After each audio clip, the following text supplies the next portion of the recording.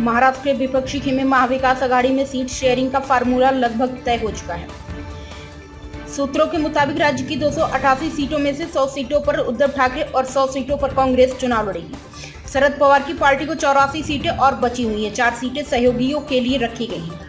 सूत्रों की मानी तो तीनों ही पार्टियां 60% सीटों पर एकमत हैं। कुछ सीटों पर अभी भी पेच है, लेकिन उन्हें जल्द ही बातचीत के जरिए सुलझा लिया जाएगा।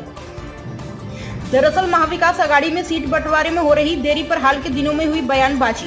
उद्धव ठाकरे गुट के सांसद संजय राउत ने कांग्रेस पर व्यस्त होने का आरोप लगाते हुए देरी के लिए जिम्मेदार ठहराया था।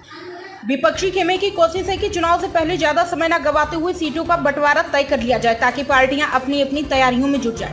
एक बात तो साफ हो गई कि उद्धव ठाकरे कांग्रेस और शरद पवार के साथ ही विधानसभा चुनाव लड़ेंगे। लोकसभा चुनाव में भी तीनों दलों की तिगड़ी ने राज्य की सत्ता पर काबिज एनडीए की सीटों पर सेंध लगा दी। इन नतीजों के बाद से ही एनडीए के हौसले बुलंद हैं। महाराष्ट्र में इस साल के अंत तक विधानसभा चुनाव होने हैं। 2019 में राज्य के चुनाव में बीजेपी सबसे बड़ी पार्टी बनकर उभरी थी। बीजेपी 164 सीटों पर लड़ी और 105 सीटों पर जीतने में कामयाब हुई। शिवसेना 126 सीटों पर लड़ी और 56 सीटों पर पार्टी को कामयाबी हासिल हुई। एनसीपी ने 121 सीटों पर अपने उम्मीदवार उतारे थे। इनमें से पार्टी के 54 सीटों पर जीत मिली थी।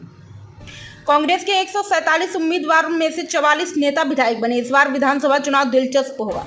शिवसेना में 2 फाड़ हो चुका है। एनसीपी भी 2 खेबों में बट गई है। कांग्रेस के भी कई नेता पार्टी को छोड़ चुके हैं। ऐसे में एमबीए और एनडीए दोनों ही गुट के लिए ये चुनाव साख की लड़ाई मानी जा रही है।